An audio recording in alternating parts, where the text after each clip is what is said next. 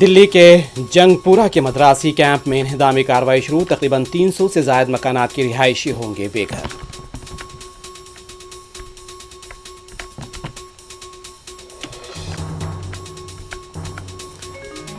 ہندوستان میں دہشت گردانہ حملوں میں کمی کے لیے پاکستان کو FATF کی گرے لسٹ میں شامل کرنا ضروری۔ صدر مجلس بیرسٹر اسدالدین اویسی نے الجیریا میں ہندوستانی برادری سے کیا خطاب۔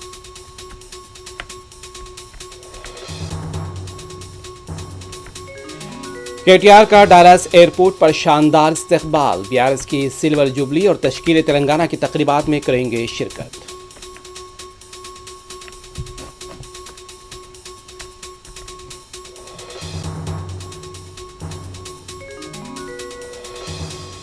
غزہ میں اسرائیلی جارحیت جاری، خوراک حاصل کرنے والے نہتے فلسطینیوں پر فائرنگ میں 26 فلسطینی شہید۔